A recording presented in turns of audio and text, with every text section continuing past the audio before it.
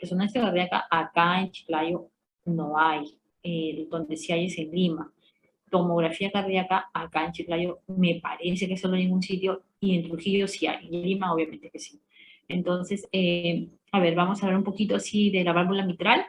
Vamos a ver que esta válvula, su apertura va a ocurrir en diástole, va a permitir el drenado ventricular. Sabemos que pasará hacia el lado izquierdo del corazón, va a unir lo que es la aurícula izquierda con el ventrículo izquierdo.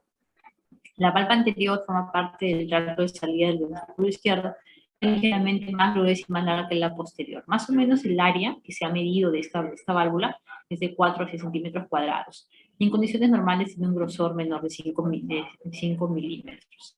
Entonces, las válvulas pueden tener o estenosis o insuficiencia. La estenosis va a ser la dificultad para abrirse, es decir, se va a abrir, pero no toda la válvula, va a ser parcial. ¿Se acuerdan cuando veían, no, con ustedes no, es con diagnóstico 2? Pero bueno, por ejemplo, cuando hay un cáncer de colon y tú quieres ver algún estudio varitado de colon, lo que va a producir ese tumor es una estenosis del colon, porque va a comenzar a crecer, ¿no? Entonces no va a permitir una buena apertura. Es lo mismo, acá las válvulas van a tener, van a estar produciendo una estenosis, entonces va a haber una apertura incompleta, ¿no? No se va a poder abrir del todo. Entonces vamos a ver que la repercusión funcional ocurre ya cuando el área es menor de 2,5 y ya signos clínicos cuando es menor de 1, ¿no? La causa más frecuente sigue siendo valvulopatía reumática, ¿no? Y con menor frecuencia la calcificación. Siempre pues los trastornos degenerativos, ¿no? En la estenosis mitral los síntomas pueden ser disnea, hipertensión pulmonar, edema pulmonar, fibrilación auricular, embolias sistémicas. En los casos más graves hay signos de hipertensión pulmonar, hipertrofia del ventrículo derecho. Las reconstrucciones en modo cine, las reconstrucciones en modo cine se refieren a los estudios de radiografía, pero en cine-angiografía se llama, que son los rayos X que se estudian a estructuras en movimiento. Quiere decir, no es como una radiografía de tórax que yo tomo la radiografía y veo el tórax, sino que la imagen se va moviendo, se mueve y yo la puedo ir viendo mediante la radiografía. Es como una película. Entonces, eso se llama cine-angiografía y se puede utilizar para poder estudiar este tipo de valvulopatías, ¿no? En la fase del 65% del ciclo cardíaco es la que nos va a demostrar mejor la apertura valvular. Entonces, mira, acá vamos a ver una estenosis mitral en una radiografía. Lo que vamos a ver es una prominencia de la orejola de la aurícula izquierda que no va a ser muy evidente en radiografía. Lo que más vamos a ver en una radiografía va a ser la elevación del bronquio principal izquierdo, va a ser el crecimiento de la aurícula izquierda, el corazón en forma cóncava, si te das cuenta, no es la forma normal del corazón, es una forma cóncava, el ángulo de la carina, que puede ser mayor de 90 grados, y calcificaciones a nivel de la válvula mitral, ¿no? Entonces, ¿cuáles son las causas de estenosis? Puede ser congénita o la fiebre reumática. ¿Va a haber una alteración en la morfología del corazón? Sí. Que yo puedo ver lo que estoy escribiendo, ¿no? Una prominencia de la aurícula izquierda, una elevación del bronquio superior, puede haber un ángulo de la cadena mayor de 90 grados. Ahora, si tú te olvidas de todos estos cambios, que seguro te vas a olvidar ni bien termina la clase, por lo menos acuérdate de la silueta cardíaca normal en una radiografía de tórax. Entonces, cuando tengas una radiografía de tórax que tú ves que esta no es una silueta cardíaca normal, entonces le dirás, ¿sabes qué, señor? Esta silueta cardíaca me llama mucho la atención, es mejor que vaya con un internista, es mejor que vaya con un cardiólogo. Y ya ellos harán pues su ecocardiografía, su electrocardiograma, de repente piden una tomografía, de repente no. Y ya con esto ya van a poder salir de dudas de sus diagnósticos. Mira aquí, esta es una imagen de tomografía cardíaca, ¿no es cierto? En un corte sagital, este es un corte axial, donde vamos a ver cómo hay calcificaciones a nivel de la válvula mitral. Y esas calcificaciones es lo que va a producir, obviamente, la estenosis, que no se aperture bien. Esta es una imagen de una reconstrucción 3D, que también se hace en tomografía, y todas estas imágenes que están pintadas grises son las calcificaciones, ¿no? Estas son reconstrucciones en 3D también que se hacen en tomografía. En cuanto a la insuficiencia mitral, vamos a ver que ya sí es el cierre incompleto. Si hay la estenosis, era la apertura incompleta, en la insuficiencia es que no se cierra la válvula. Entonces, esta válvula no se va a cerrar durante la sístole con regurgitación, obviamente, del ventrículo a la aurícula izquierda. Recuerda que las válvulas se tienen que cerrar para que no haya un regreso de la sangre, pero al haber una dificultad para cerrar, entonces esta sangre del ventrículo izquierdo va a pasar a la aurícula izquierda. ¿Cuáles son las causas? El depósito de material mixoide en las valvas, rotura de cuerdas tendinosas o músculos papilares por algún traumatismo o infecciones o infarto de miocardio, o dilatación del anillo también, ¿no? Por dilatación del ventrículo izquierdo. Debe recordarse que una causa frecuente de insuficiencia mitral es el prolapso mitral, que es un abombamiento de la valva más allá de los 2 milímetros por encima del anillo. Entonces, los síntomas puede ser agudo o crónico. Si es agudo, va a haber obviamente una sobrecarga rápida de aurícula izquierda, edema agudo de pulmón, falla cardíaca, disminución del flujo anterógrado, es lo que te va a producir la falla cardíaca. Y la forma crónica la forma crónica va a ir, es que el organismo va a ir compensando, ¿no? Va a ir compensando estas fallas hasta que llegue un momento en que tanto aurícula como ventrículo izquierdo se dilatan y ya, ya no se va a poder avanzar más, ¿no? Definitivamente ahí ya viene una falla cardíaca importante, ¿no? En cuanto a la insuficiencia mitral, ya sabemos nosotros que la insuficiencia es la dificultad para cerrarse la válvula. La tomografía no solo nos puede mostrar el orificio regurgitante, sino también alteraciones en el anillo valvular, dilatación de la aurícula izquierda y signos de hipertensión pulmonar. Uno de ellos, por ejemplo, es el aumento del calibre de la arteria pulmonar, ¿no? Del tronco de la pulmonar. Respecto al orificio regurgitante, se puede calcular por planimetría en la tomografía y dice, una buena correlación con la ecocardiografía transtorácica, que es lo que les decía que hacen los cardiólogos, y una ventriculografía, que no es más que el estudio de las cavidades cardíacas mediante cineangio, ¿no? Es decir, con un estudio mínimamente invasivo, se coloca contraste en un vaso para llegar a pintar las cavidades cardíacas. Entonces, mira, aquí estamos viendo cómo hay un prolapso de la válvula mitral, ¿no? Esto obviamente es una tomografía cardíaca con contraste en un corte axial, obviamente para ver corazón y grandes vasos. Estamos viendo cómo el prolapso mitral es una de las causas importantes. Una vez más, mira el prolapso de la válvula mitral, igual acá este abombamiento de la válvula mitral, y que nos va a permitir observar una dilatación tanto de la aurícula derecha, ¿no? Igual acá con reconstrucciones en 3D, también aquí es para ver algún tipo de calcificaciones que también podrían suceder. En cuanto a la válvula tricúspide, vamos a ver que su área valvular normal es de 3 a 5 centímetros cuadrados. Va a haber una estenosis tricuspidia. Obviamente tú sabes que la tricúspide comunica a aurícula derecha y ventrículo derecho. ¿Cuáles son las causas? Puede haber por estenosis congénita, por enfermedad reumática, por síndrome carcinoide, por lupus, y también un tumor en la aurícula derecha que se prolapsa por la válvula ocasionando una obstrucción funcional. Ese es el mixoma, ¿no? Un tumor en la aurícula derecha. ¿Qué puedo encontrar en tomografía? Obviamente, tomografía cardíaca, obviamente, ¿no? Porque en tomografía de tórax yo no voy a poder ver al detalle todo lo que se está comentando, ¿no? Solo en tomografías cardíacas. Hay otros en la tomografía: estrechamiento del anillo, acortamiento de cuerdas tendinosas, dilatación de la aurícula derecha. Obviamente, ¿no? Si no puede ir la sangre hacia el ventrículo derecho, la aurícula derecha va a tener que hacer más presión para poder terminar de abrir esa válvula y obviamente se va a dilatar. Aumento del calibre de la vena cava superior e inferior por regurgitación de la sangre de la aurícula hacia las venas cavas, y los síntomas corresponden a un fallo cardíaco derecho, ¿no? Con aumento de presión yugular, hepatomegalia y ascitis.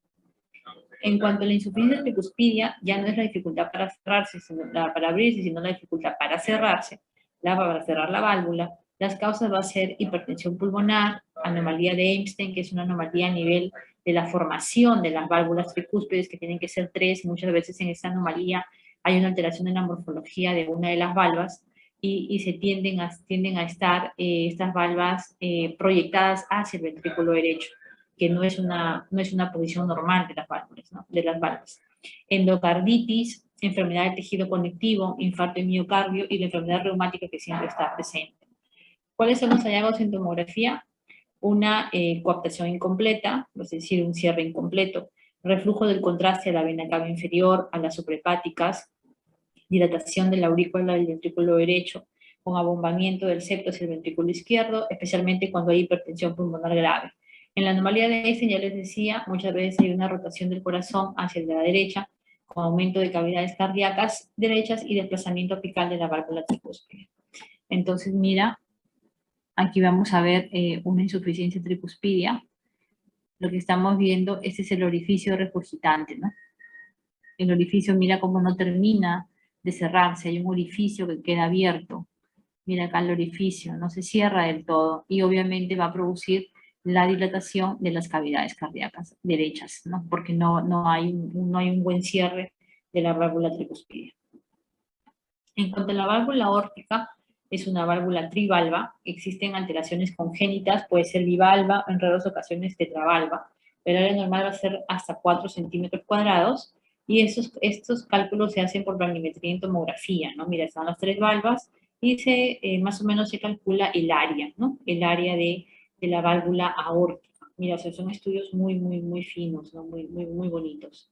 Y como eso se hace justo radiólogo con cardiólogo, ¿no? Ambos tienen que ir de la mano para poder leer estos estudios. Inclusive en Lima también hay tomografía cardíaca pediátrica, ¿no? Para ver justo las malformaciones congénitas que son tan importantes para poder darle un tratamiento adecuado en cuanto a un abordaje de repente quirúrgico. En la reconstrucción, aquí vamos a ver una válvula aórtica normal, mira, trivalva, ¿no es cierto? Así con su planimetría y sus 3 valvas, ¿no? Entonces, esta es una reconstrucción de una tomografía cardíaca en una reconstrucción multiplanar, en un corte, este va a ser en un corte coronal, y este sí es un corte axial, ¿no? De una tomografía cardíaca con contraste. Esa válvula también va a tener sus alteraciones, ¿no? Va a tener su estenosis, su insuficiencia. En el caso de la estenosis se habla cuando el área es menor de 2 centímetros y crítica cuando es debajo de 0,8. En jóvenes, la causa más frecuente es la válvula bicúspide, o sea, solamente bivalva, ¿no? La válvula aórtica. Otras causas son la enfermedad reumática, la estenosis y la dinámica subvalvular de la miocardiopatía hipertrófica.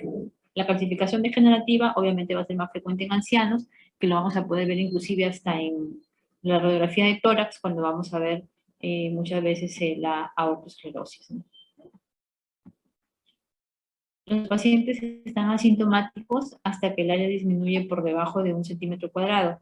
El aumento de la presión transvalvular va a provocar una dilatación de la aorta ascendente. Claro, si tú sabes que la sangre no va a poder pasar del ventrículo izquierdo hacia la aorta, porque hay una estenosis valvular, el ventrículo izquierdo va a tener que hacer mayor presión. Por lo tanto, este ventrículo va a comenzar a dilatarse, va a comenzar a hipertrofiarse. Y cuando este paso de sangre llega a la aorta, llega con mucha presión, y la aorta ascendente también comienza a tener una dilatación, ¿no? Entonces, vamos a ver que va a producir por eso una dilatación de la aorta, una hipertrofia del ventrículo izquierdo, síntomas de disnea, síncope, dolor torácico, ¿no? Y todos estos se van a manifestar con el ejercicio. En la radiografía de tórax vamos a ver que se produce una sobrecarga de presión, y el mecanismo de compensación es una hipertrofia, como les decía, del ventrículo izquierdo, con una leve disminución de su volumen y un pequeño incremento del tamaño cardíaco, ¿no? Pero aquí básicamente tenemos que ver el ventrículo izquierdo. El signo radiológico más característico es la dilatación de la aorta ascendente, aunque se correlaciona poco con la severidad de la estenosis. ¿Qué quiere decir? Que no hay mucha correlación clínico-radiológica. Quiere decir que si yo veo una aorta ascendente bastante dilatada, yo no puedo decir es una estenosis severa. No lo puedo decir porque ya se han hecho estudios donde se ha visto que no existe una buena correlación clínico-radiológica. Es lo mismo que sucede cuando vemos patología de columna vertebral con las hernias discales. Tú puedes ver en resonancia una hernia discal totalmente grande, extensa, importante, que inclusive llega a las raíces nerviosas, pero el paciente está caminando y no tiene mucho dolor. Entonces no hay una buena correlación clínico-radiológica, ¿no? Como tú puedes ver en resonancia un pacientito, una hernia leve, con una leve protrusión discal, que no llega a raíz, y el paciente puede estar con un dolor intenso. Entonces ahí ya se han hecho estudios y se dice que no existe una buena clínica clínico-radiológica. En este caso es lo que también nos están diciendo en el caso de estenosis aórtica, ¿no? Que la dilatación de la aorta ascendente es el signo radiológico más característico de la estenosis aórtica, pero no hay una buena correlación. La vascularización del pulmón es normal durante gran parte de la evolución de la estenosis, aunque ya en fase de descompensación, ya, bueno, claro, se van a identificar signos de hipertensión venosa pulmonar por insuficiencia del ventrículo izquierdo. ¿Qué vamos a ver en la tomografía? Valorar el engrosamiento, calcificación y disminución del área valvular. Claro, tiene que haber disminución del área, porque estamos diciendo que hay un déficit en la apertura de la válvula, ¿no? Calcificación, que puede ser cuantificada y tiene una relación directa con la gravedad de la estenosis. Y otras alteraciones como la hipertrofia ventricular y la dilatación de la aorta ascendente. Entonces, mira, es lo que estamos diciendo, ¿no? Mira la aorta, el callado de la aorta o el botón aórtico bastante prominente en la radiografía. Podrías ver de repente una dilatación del ventrículo izquierdo a este nivel. Igual mira calcificaciones a nivel, esa es una tomografía cardíaca en corte coronal, donde vamos a ver las calcificaciones, estas imágenes hiperdensas que estamos viendo a nivel de la válvula aórtica, ¿no? El diámetro de la aorta ascendente, estamos diciendo que en estenosis va a ser muy frecuente ver la dilatación de la aorta, que si bien en radiografía o bien en tomografía no tiene una correlación clínico-radiológica importante, sí lo vamos a poder ver. De igual manera acá, ¿no? La dilatación de la aorta. El engrosamiento, mira, de los velos valvulares aórticos por calcificaciones. Este estudio es una resonancia cardíaca con contraste en un corte coronal, donde estamos viendo esta imagen hipointensa, o si tú quieres, negrita, que no refleja más que una calcificación a nivel de la aorta. Mira, esta es la aorta ascendente, cómo está saliendo, y a nivel de su válvula ya se ven las calcificaciones, ¿no? Y cómo podemos evaluar esas imágenes en resonancia. Aquí tenemos también una estenosis adquirida. Mira cómo se ven las calcificaciones. Esta es la válvula aórtica. Estas imágenes hiperdensas van a ser las calcificaciones que va a estar produciendo la estenosis valvular aórtica. En una reconstrucción en 3D también vamos a ver que se ha pintado de color gris todo lo que son las calcificaciones aórticas, ¿no? Cómo se ven en sístole y cómo se ven en diástole. Ahora, la aorta, la válvula aórtica puede tener estenosis como puede tener insuficiencia, es decir, puede tener dificultad para aperturarse toda, como puede tener dificultad para cerrarse. Entonces, las causas de la insuficiencia más van a encontrarse en la raíz aórtica, ¿no? O en el tracto valvular. Entre las primeras está la degeneración mixoide, ¿no? Sobre todo en enfermedades de tejido conectivo. La válvula bicúspide, es decir, que no sea trivalva, que sea bivalva, la enfermedad reumática y la endocarditis. Alteraciones de la raíz de la aorta se va a observar en alteraciones en el anillo, la anuloectasia en el síndrome de Marfan, también la hipertensión arterial y los aneurismas. La disección aórtica puede producir una insuficiencia aguda cuando se extiende proximalmente, porque debido a que hay una protrusión, ¿no?, del anillo valvular y produce síntomas de fallo cardíaco. Mira lo que dice, ¿no? Importante. La insuficiencia aórtica crónica, el paciente va a permanecer asintomático durante años en la insuficiencia aórtica, hasta que la enfermedad se agrava y viene ya, pues, obviamente, la muerte súbita, ¿no? Y esto se llama, pues, el asesino silencioso. Entonces, como ustedes ven, hay muchas valvulopatías y el cuerpo es muy sabio, que va compensando, el cuerpo lo va compensando. Estás viendo también pericarditis crónica, que el cuerpo también se va adaptando a estos cambios, pero definitivamente llega a un punto de quiebre donde ya los mecanismos de compensación ya no pueden seguir, ¿no? Y comienza obviamente la clínica y ya llega, pues, ya llega a manos de un médico para poder hacer toda la batería de estudios, ¿no? Pues tener en cuenta siempre también las valvulopatías.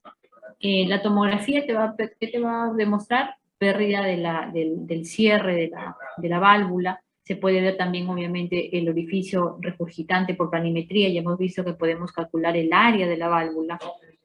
También podemos ver reconstrucciones en modo cine, que lo que les decía que es radiografías en movimiento, como una película, donde se va a ver mejor todo el mecanismo de la insuficiencia aórtica. Y si nosotros comparamos la ecografía transesofágica, que es una endoscopía con un transductor que ingresa por el esófago para hacer una ecografía, Se ha descrito una sensibilidad del 95% y una especificidad del 96 al 100% para detectar una insuficiencia aórtica moderada grave, analizando no solo el orificio, sino también la fracción regurgitante. Quiere decir que sí es importante hacer una tomografía o una resonancia, o sea, sí nos va a dar datos importantes, ¿no?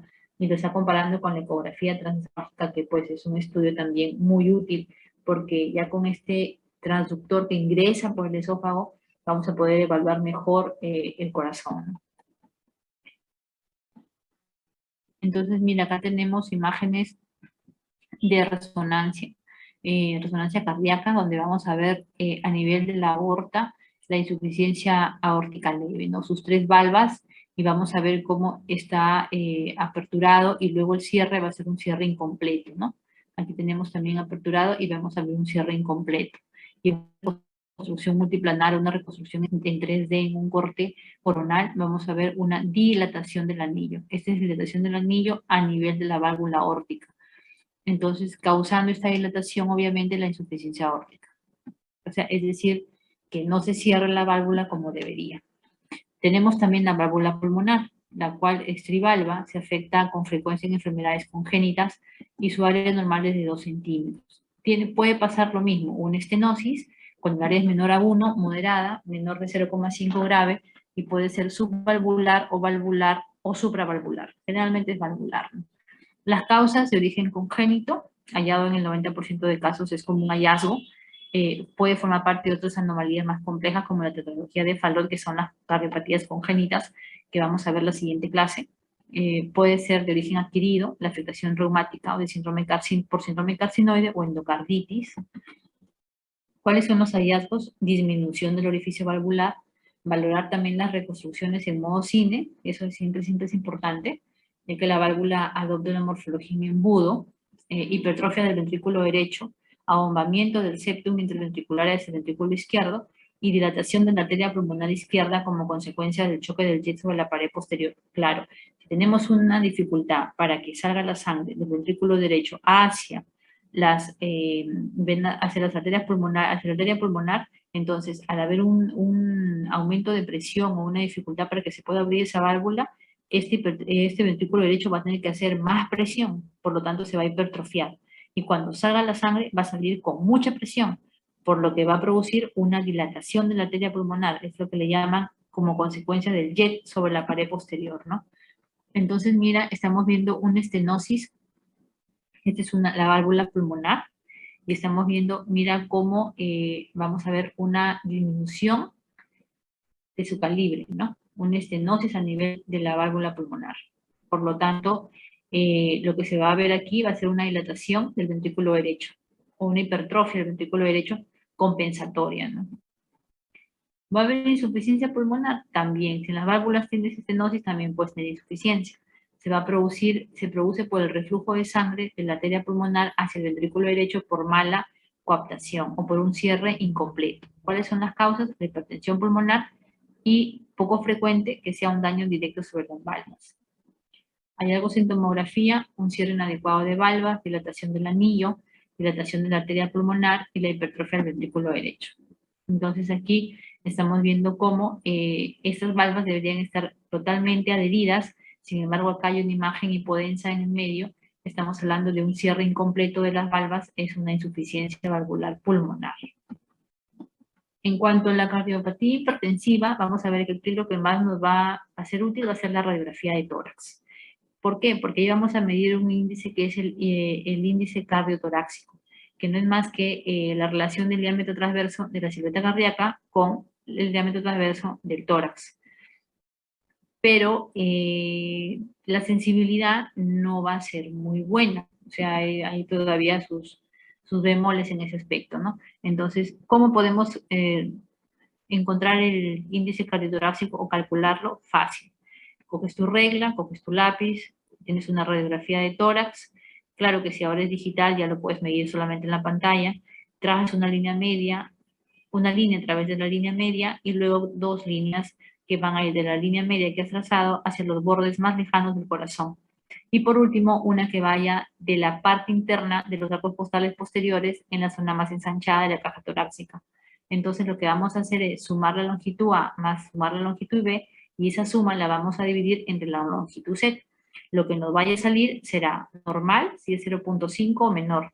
Si es mayor de 0.6 a 1, será una cardiomegalia leve.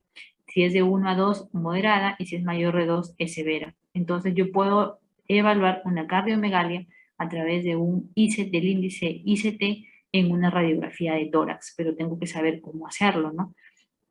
Lo que nos dice la diapositiva anterior es que todavía podría, no podría ser un estudio 100% confiable, ¿no? Recordemos también que si la radiografía en donde tú vas a medir el ICT es una radiografía portátil, definitivamente no la puedes medir, porque en las radiografías portátiles la distancia que hay del tubo de rayos X al paciente es menor, y mientras menor la distancia, mayor la magnificación del órgano. Por lo tanto, el corazón siempre o casi siempre te va a salir mucho más grande de lo que debería ser o de lo que está en una radiografía portátil. Tendría que ser en una radiografía que se haya tomado en el servicio de rayos X. Eso también hay que tenerlo en cuenta. Mira aquí, por ejemplo, esta es una radiografía de tórax posterior anterior, donde vamos a ver una silueta cardíaca normal. El ICT, si tú quieres, lo mides y va a ser un ICT normal. Ya hemos dicho que es el 0.5. Sin embargo, aquí ya no. Aquí vamos a ver una hipertrofia del ventrículo izquierdo y vamos a ver un ICT incrementado.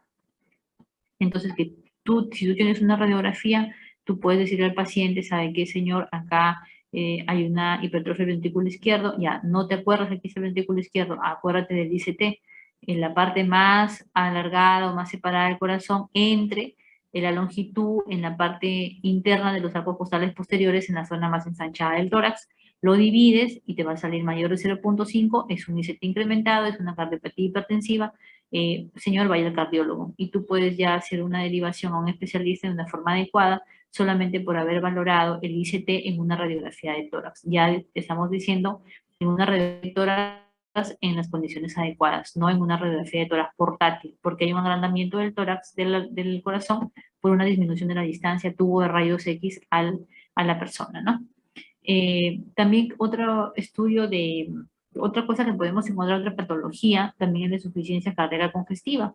Y ya hemos dicho que en una insuficiencia cardíaca congestiva, uno de los síntomas puede ser el edema agudo de pulmón, que ya lo hemos revisado en diapositivas anteriores, donde vamos a ver dos etapas, la etapa intersticial y la etapa alveolar.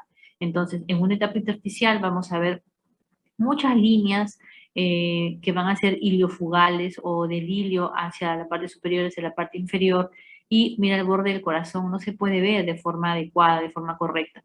Mientras que ya en la etapa alveolar, ya, pues es como si tuvieras pegado pedacitos de algodón en una radiografía, para que nunca te olvides. Entonces es un patrón alveolar en alas de mariposa, porque mira, si tú te das cuenta, eh, acá mira, voy a dibujar. Este es un ala de una mariposa y es la otra ala, ¿no? Es bilateral, es simétrico. Si tú ves que es unilateral, ya del saque dices que no es un edema agudo de pulmón. Pero si tú ves que es bilateral, es relativamente simétrico y tienes a veces una cardiomegalia importante, bueno, entonces dirás pues que es un edema agudo de pulmón y que puede ser de origen cardiogénico. Ojo que tenemos edemas agudos de pulmón que no son de origen cardiogénico, ¿no? Tenemos acá, miren, esta radiografía de tórax posterior anterior, también una cardiomegalia bastante importante. Si yo le mido el ICT, definitivamente va a salir incrementado a predominio de cavidades izquierdas. Y si yo tengo esta imagen en botella de agua, que ya se les había hablado en las diapositivas anteriores, con una densidad de partes blandas, ¿no?, que rodea la silueta cardíaca, estamos hablando de un derrame pericárdico. Entonces, grábate estas imágenes, porque estas imágenes le van a salvar la vida a tu paciente. De repente no puedas diagnosticar otras cosas más finas o yo qué sé, pero esto sí. Tú ves esta imagen, sabe que señor, vaya un cardiólogo, vaya a la emergencia, vaya un médico internista, porque me parece, me llama la atención, hay una alteración en el corazón, ¿no? Así nada más a grandes rasgos para que no metas la pata si es que no sabes el diagnóstico definitivo, pero si tú ya estás viendo que tiene los ángulos cardiofrénicos, están agudos, estás viendo una silueta cardíaca incrementada en forma global con densidad de partes blandas que rodea la silueta cardíaca, entonces estamos frente a un derrame pericárdico. Obviamente terminará en tomografía, en ecocardiografía, y todo lo demás, ¿no? En este caso, mira, tenemos una opacidad de los 2/3 casi inferiores del emitoras derecho.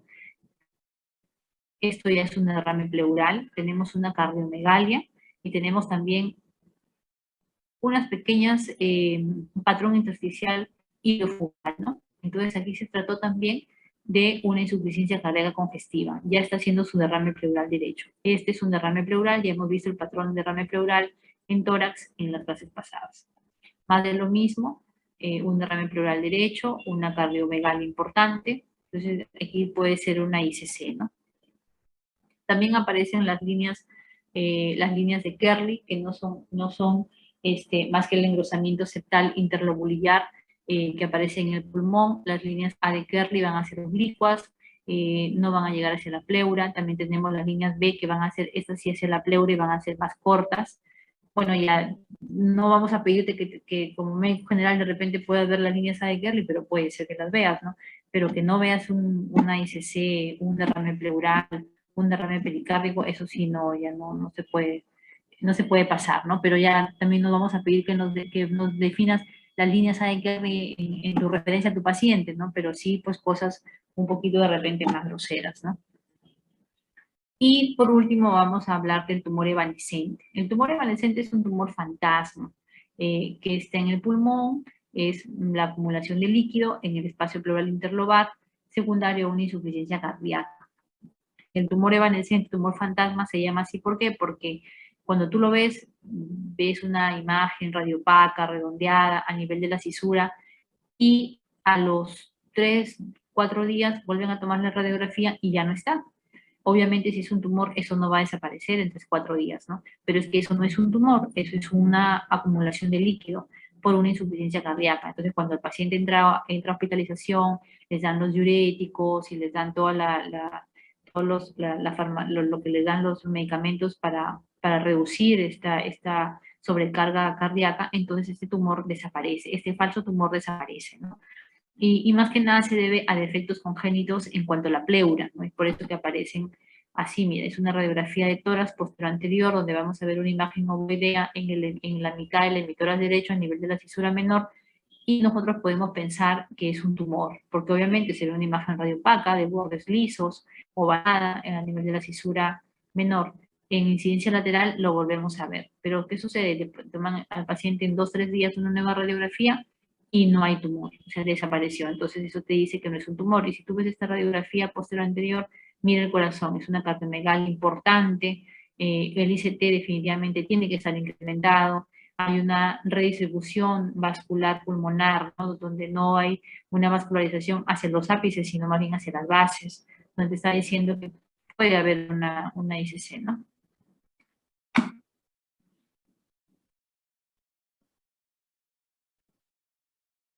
Bueno, chicos, eso es todo. ¿Preguntas?